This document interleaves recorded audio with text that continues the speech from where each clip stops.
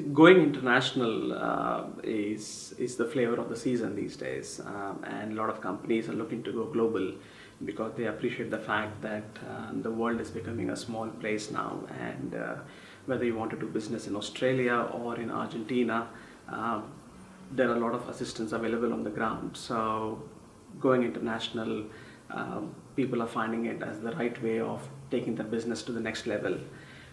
When you're looking to go international, there are different ways and means of doing it. So one can do a more committed presence on the ground in terms of having a subsidiary or a branch.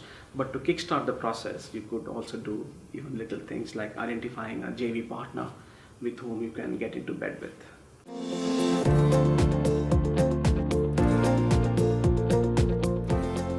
Having an international joint venture enables a UK company to have a swift presence on the ground. So rather than doing it yourself, you have identified somebody on the ground who knows the market well, who knows your business well, and who can help you get up and running pretty quickly. So that's the first advantage. The second advantage is you have the flexibility of, if the business doesn't work well in that particular geography, the flexibility to coming out of the relationship, coming out of the joint venture partner. So yeah, these are a couple of quick advantages that one has if you go down the route of international JV.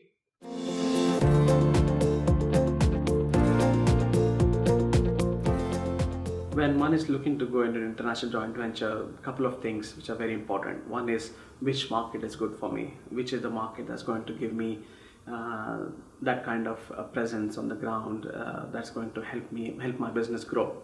The other biggest point one needs to consider is the identifying the right JV partner, and for that detailed due diligence is required. You can't just go and decide that, okay, the first person that you meet when you land in that country, you just decide to go into business with them. You need to identify a few options. To give an example, in a market like India, which is a huge market, you then decide to have a JV partner maybe for different regions in India, rather than deciding to give one JV partner the exclusivity for the whole country. So these are a few points that one needs to take into consideration.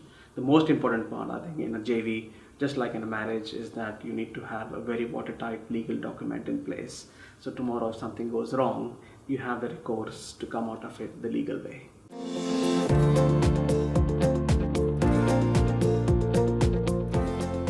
For UK companies, there are a lot of assistance available on the ground. So UKTI have got a presence in a lot of countries around the world, and there are people specifically on the ground who are able to assist companies who are looking to export or looking to have a presence in that particular country.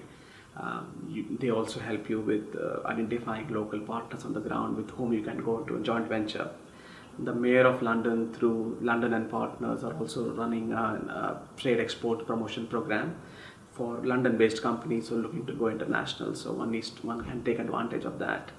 If you look at the new ministry that has been set up, the new cabinet, the department is now called International Trade, which also means that the UK government is very keen on developing the whole international trade program for UK companies. So in a nutshell, there are a lot of assistance available on the ground.